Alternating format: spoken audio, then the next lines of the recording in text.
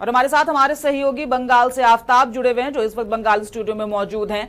आफताब, 45 सीटों पर यानी 6 जिलों की 45 सीटों पर चुनाव हो रहे हैं। अभी तक छिटपुट घटनाओं की भी खबरें सामने आई हैं, लेकिन ये कितनी महत्वपूर्ण है 5वें चरण की ये 45 सीटें? नहीं, बिल्कुल हम कह सकते हैं कि जो चौथे चरण के इलेक्शन के बाद आज जो 45 जो विधानसभा में जो 5वें चरण के इलेक्शन हो रहे हैं काफ़ी महत्वपूर्ण है और 54% के मतदान जो है खबरें अभी आ रही है।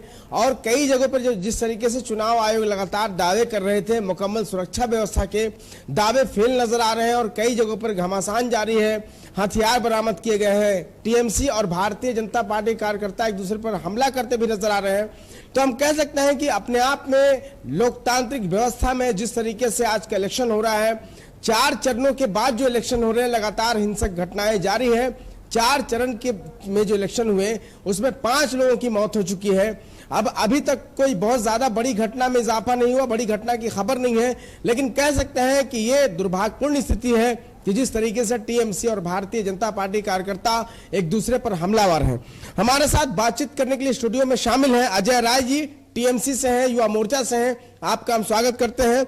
और नीलेश उपाध्याय जी हैं, भारतीय जनता पार्टी से हमारे साथ जुड़े हैं।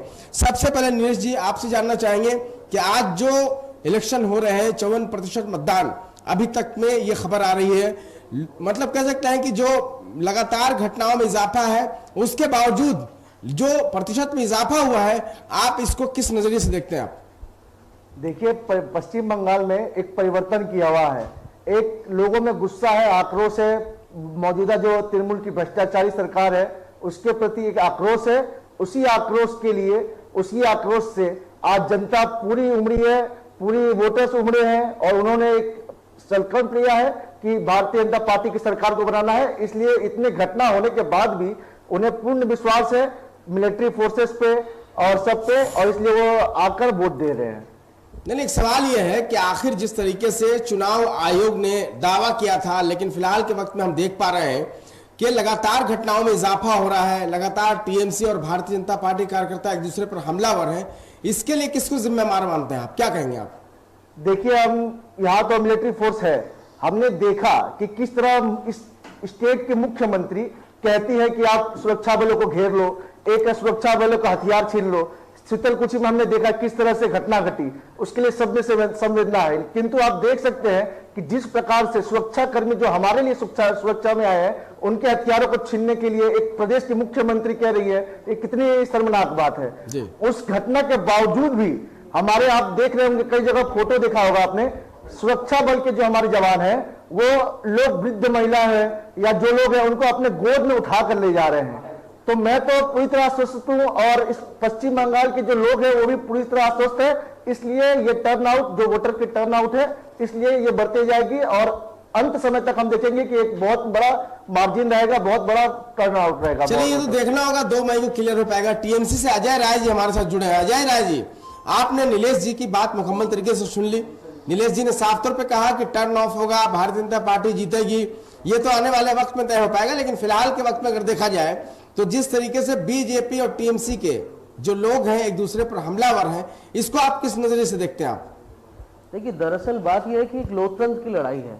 यहाँ टीएमसी सरकार बना रही है, सब पता है, आप समीक्षा देख लीजिए, टीएमसी सरकार बना रही है जी। और दूसरी बात यह है कि बीजेपी जो करना चाह रही है, आज लड़ाई ममता बनर्जी से कोई पश्चिम बंगाल का फेस का नहीं है, आज कोई सीएम फेस नहीं है पश्चिम बंगाल में। शायद कोई तृणमूल से निकाला हुआ नेता इनका सीएम बन जाए, लेकिन बनने का सोच सकते हैं ये, लेकिन तृणमूल कांग्रेस का एक ही फेस है, ममता बनर्जी।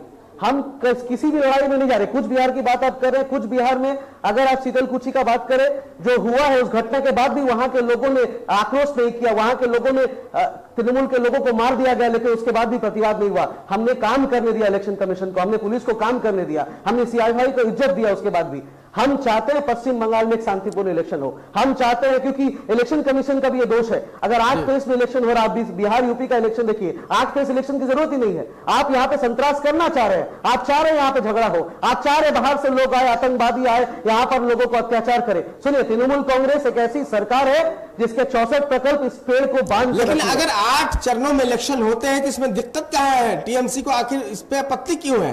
बिल्कुल आपत्ति होनी चाहिए। अगर यूपी में इलेक्शन 5 फेज में होता है, जहां से कम वोटर बंगाल में, 8 फेज में इलेक्शन क्यों है? ये कोरोना का समय चल रहा है, जहां इलेक्शन कमीशन ये कह रहे हैं कि हमें बहुत चीजों को सोचना होगा, वहां पर रैलियों पर आरक्षण क्यों नहीं है? मेरा बात यह है कि जहां पर हम 4 फेज में लेकिन कोरोना में और एक बात मैं आपको रोक रहा हूं, ये बहुत सही बात है, जिन जगहों पे बीजेपी के वोट ज्यादा मिले थे पिछले बार, ये क्लियर करना बहुत जरूरी है, वहां पे इलेक्शन पहले से इसमें किए जा रहे हैं, बाद में तृणमूल जहां पे स्ट्रांग है वहां पे किया जा रहा है। इलेक्शन कमीशन की भी बहुत सारी गाफिलती है इसमें, इस पे भी उनको सोचना चाहिए। लगातार आपकी जो नेता है, टीएमसी की सुप्रीमो है ममता बनर्जी, लगातार अर्धसैनिक बलों पर, चुनाव आयोग पर सवालिया निशान लगा रही हैं। क्या जनता पे भरोसा टीएमसी को नहीं है? जनता पे भरोसा है, तभी सुप्रीमो सवाल उठा रही है। सुप्रीमो कह रही है अगर कहीं दंगा हो रहा तो हो क्यों रहा है, वहां इलेक्शन कमीशन के लोग क्या कर रहे हैं, वहां सीएफआई पहले क्यों, वहां गोली चलने के पहले वहां पे लोग क्यों नहीं पहुंचे? होता तो केंद्रीय बलों की तैनाती की ही नहीं जाती, और ममता बनर्जी और टीएमसी के तमाम नेता लगातार सेंट्रल फोर्स पर भी उंगली उठा रहे हैं। एक मिनट रुकिए नीलेश जी, हम आपसे जानना चाहेंगे, अजय जी आप बता दीजिए कि लगातार ममता बनर्जी चुनाव आयोग पर निशाना साध रही हैं, अर्धसैनिक बलों पर सवालिया निशान लगा रही हैं, तो ऐसे में लगता है ना कि जो घटना घटी बीजेपी भी कह रही है कि इसके लिए जिम्मेदार आप लोग क्यों? दिलीप घोष स्टेज पर खड़ा होकर कह रहे हैं जो कुछ बिहार में हुआ वो दोबारा भी दोहराया जा सकता है, इसका मतलब तो इलेक्शन कमीशन को अरेस्ट करना चाहिए। सवाल तो यहाँ है कि इलेक्शन कमीशन को पता चल गया कि एक नेता खड़ा होकर कह रहे हैं, लेकिन कि जो हुआ है वो आगे भी हो सकता है ना सर। पहले तो ममता बनर्जी तो कह रही है कि इस पे जांच होना चाहिए, जो लोग मरे हैं वो इंसान है, वोटर है, उन पर जांच होना चाहिए। ममता बनर्जी कह रही है मैं जांच करूंगी, मैं लड़ूंगी, मैं हारूंगी नहीं। ठीक है, रुकिए हम जवाब ले लेते हैं। नीलेश उपाध्याय जी आपसे जानना चाहेंगे, टीएमसी आरोप लगा रही है कि दिलीप घोष पर भी जो कार्रवाई नहीं होनी हुई है, दिलीप घोष ने भी सवालिया निशान लगाया, इस पर क्या प्रतिक्रिया आपकी, आप बता दीजिए। मेरे भाई बोल रहे थे कि इतने लोगों का मर्डर हो गया, इतने ये हो गया। मैं उन्हें बता देना चाहता हूं कि पश्चिम बंगाल में इससे पहले पंचायत का चुनाव हुआ था जिसमें करीबन इतने लोग मारे गए थे, शायद इन्हें नहीं पता होगा, हो सकता है इन्हें पता भी हो तो ये बोल नहीं पा रहे हैं, तो इसलिए उसको मद्देनजर रखते हुए इतने फेजों में इलेक्शन करवाया गया ताकि शांतिपूर्ण चुनाव हो सके। पश्चिम बंगाल का इतिहास आप उठाकर देख सकते हैं, रक्तपूर्ण पश्चिम बंगाल की राजनीति हर बार की गई है, चाहे वो कांग्रेस हो, सीपीएम हो या अभी मौजूदा शहर में टीएमसी हो। इन्हें ये बोल रहे हैं कि यहाँ पे टीएमसी से कोई नेता आके पश्चिम बंगाल में भारतीय जनता पार्टी का चीफ मिनिस्टर कैंडिडेट हो सके। शायद इन्हें ये नहीं पता है कि ममता बनर्जी भी पहले कांग्रेस में थी, तो आप मुख्यमंत्री कौन है? मैं आपको ये बताना चाहता हूँ, इससे पहले जो 3 चरण हुए चुनाव में, उसमें किस प्रकार से हमने देखा कि लोगों ने वहां की जो भीड़ है, टीएमसी की जो गुंडा वाहिनी है, गुंडे हैं, वो वहां के पैरामिलिट्री हमारे स्टूडियो में बैठ के गुंडे का शब्द का इस्तेमाल गुजारिश आपसे नहीं की। मैं बिल्कुल ये कह सकता हूं क्योंकि जो पैरामिलिट्री फोर्स हमारी सहायता के लिए आई है, जो हमारी रक्षा के लिए आई है, इस प्रदेश की मुख्यमंत्री उनसे कहती है कि जाके उनका बंदूक छीन लो, जाके उनके हथियार छीन लो, उनके ऊपर आक्रमण कर दो, धारदार हथियार लेकर जाओ। आपत्तिजनक शब्द का इस्तेमाल रोकना चाहिए नीलेश जी। लगातार आपके नेता भी आपत्तिजनक शब्दों का इस्तेमाल कर रहे हैं, यही वजह कह सकते हैं कि जो घटनाएं घट रही है इसका भी एक बड़ी वजह है, इस पर चुनाव आयोग को कार्रवाई करनी चाहिए। एक मिनट रुकेंगे आपको। अजय जी आप बताइए, आप बोलिए। हम जीतेंगे, तृणमूल कांग्रेस की सरकार है, इसलिए हम शांतिपूर्ण चीज चाहेंगे। बीजेपी आज प्रधानमंत्री की आपके कार्यकर्ताओं पर भी इल्जाम लगे, कई लोगों के हत्याओं के आरोप लगे, हमला हुआ आपके कार्यकर्ताओं पर आरोप लगे, तो इस बात से इनकार कर सकते हैं क्या? आरोप कभी भी जी आपको ये सूचित नहीं करता कि ये जुर्मबार है। आरोप हो सकते हैं, आरोप मतदान में होता है, इलेक्शंस में होते हैं, बहुत तरह की बातें होती हैं, लेकिन सच बात यह है कि आज पश्चिम बंगाल को बचाना है। बहुत बाहरी लोग बंगाल में घुस आए हैं। आज योगी आदित्यनाथ आते हैं, उनको इस बात का पता नहीं है कि वो कोविड फैलाने आए हैं या प्रचार करने आए हैं। बहुत तरह की बातें हैं, बहुत सारे सवाल हैं। बाहरी किसको मानते हैं आप, हमको बता दीजिए। हम आज के डेट में उसे बाहरी मानते हैं जो पश्चिम बंगाल के लोगों को। बहुत बड़ा सवाल उठा दिया है कि योगी आदित्यनाथ सभा करने आते हैं तो वो कोविड फैलाने आते हैं। योगी आदित्यनाथ यूपी के सीएम है, एक सीएम पर इतना बड़ा सवालिया निशान आखिर क्यों? जी एक बात आपसे जानना चाहेंगे, देश के सभी राज्य हैं तो दूसरे राज्य का, खासकर उत्तर प्रदेश के मुख्यमंत्री हैं, इतने जिम्मेदार पद पर हैं, आप उन पर इल्जाम लगा रहे हैं कि कोविड फैलाने के लिए आ रहे हैं, तो आपको क्या लगता है कि नहीं लगता कि कितनी बड़ी आपत्तिजनक शब्द का इस्तेमाल कर रहे हैं? जिम्मेदारी और बाहरी बता रहे हैं तो देश के ही राज्य, एक राज्य से एक हिस्सा है। रैलियां और सभाएं सिर्फ बीजेपी के नेता ही नहीं कर रहे हैं आफ्ताब, रैलियां और सभाएं बंगाल के भी नेता कर रहे हैं। कोरोना महामारी देश में फैली है, सभी राज्यों में फैली है, किसी एक राज्य में नहीं फैली। नीलेश जी आप आज है जी, ये बताइए कि नहीं एक बार सुन लीजिए मेरी बात पहले आप, कि सिर्फ रैलियां भारतीय जनता पार्टी के नेता या राहुल गांधी नहीं कर रहे हैं, टीएमसी का भी बड़ी रैली हो रही है, ममता जी भी रैली कर रही है, तो लगातार वहां भीड़ जुट रही है। क्या इस बात से इत्तेफाक रखते हैं आप? लोग ममता बनर्जी को प्यार करते हैं। नहीं देखिए, प्यार करने अलग चीज है, लेकिन देश के मुख्यमंत्री को जिम्मेदार फैलाने के लिए आ रहे हैं, तो ममता बनर्जी भी तो रैली कर रही है। ममता बनर्जी आज हॉस्पिटल में एडमिट नहीं है कोविड केस में। आप योगीनाथ आदित्यनाथ को देखिए, वो एडमिट है। अभी प्रूव हुआ क्यों एडमिट हुए। आप नीलेश जी आप जवाब दे दीजिए। नहीं, आप मेरी बात मैं आपको बताना चाहता हूँ, जैसे हमारे भाई ने कहा कि योगी आदित्यनाथ आके यहाँ पे कोरोना फैला रहे थे, तो यशवंत सिंह क्या कर रहे हैं, प्रशांत किशोर जी क्या कर रहे हैं, फिर इन्हें तो शर्म आनी चाहिए, इनके तो पहले माफी मांगनी चाहिए। प्रदेश की चीफ एक प्रदेश के मुख्यमंत्री जो आज के डेट में जिन्होंने जो कार्य किया है कोविड के टाइम में, वो पूरा इंडिया ने देखा है, वो पूरा देश ने देखा है। यहाँ चावल चोरी किसी ने नहीं किया उत्तर प्रदेश जैसा। यहाँ उत्तर प्रदेश में आप देखिए, जहां भी जगह हो वहां पे हर जगह, दिल्ली महाराष्ट्र जहां भी मजदूर भाई थे उनको लाया गया, उनको दिया गया। यहाँ पे क्या हुआ, चोरी किया गया। मैं इनके से ही पूछना चाहता हूँ मेरे भाई से, आज की मदन मित्रा जो इनके पार्टी के नेता है, वो उन्हें नेता मानते हैं कि नहीं मानते हैं? पहला बात तो ये, अगर ये मानते हैं तो कुछ दिन पहले हमने उनका टीवी में इंटरव्यू देखा था, जिसमें उन्होंने खुद कहा था कि ममता बनर्जी के नेतृत्व में 500 लोगों का जान मुझ के मारा गया, मर्डर हुआ 500 लोगों का चुनाव के दिन। आप जितने शुभेंदु अधिकारी इसके पुराने वीडियोस देखेंगे, आपका सवालों के जवाब से ये लोग भटक रहे हैं, आप उन्हें उन पर मुद्दे की बात के लिए कहिए, इतना बड़ा इल्जाम आखिर क्यों? आप बोलिए, लेकिन मुद्दे से भटकिए नहीं। मैंने क्या कहा? आपका इल्जाम जो था उस पर बात करिए, आप कहिए, लेकिन एक बात जरूर समझ लीजिए कि जब उत्तर प्रदेश के मुख्यमंत्री योगी आदित्यनाथ की बात कर रहे हैं, तो अभी तो फिलहाल के वक्त में क्वारंटीन में है।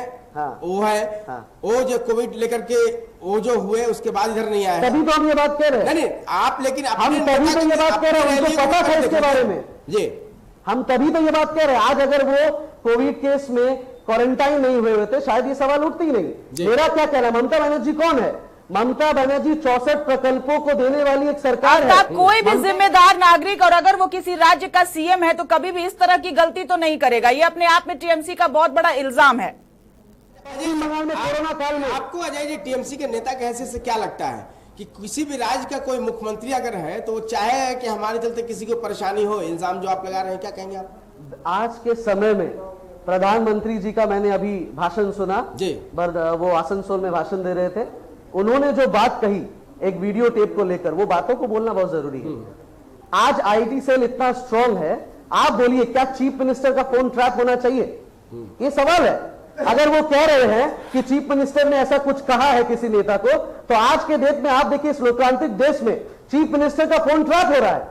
आप, ये बात बहुत बड़ी सवाल है।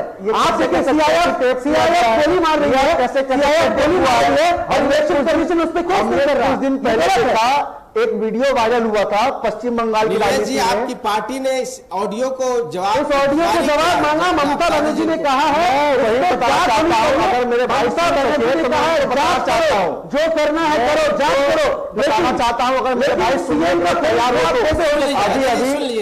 अभी इलेक्शन कमेटी जो हमारी है पश्चिम बंगाल की, अभी उन्होंने एक लेटर लिखा है, एक ज्ञापन दिया है कि ये जो किया गया है ऑडियो क्लिप जो जारी हुआ है, इस ऑडियो क्लिप की जो जहां से जारी हुआ जो सोर्स है, उसके बारे में उन्होंने एसआईटी के लिए गठन के लिए एक मांग की है इलेक्शन कमीशन से। बीजेपी हमारे भाई नहीं होगा, मैं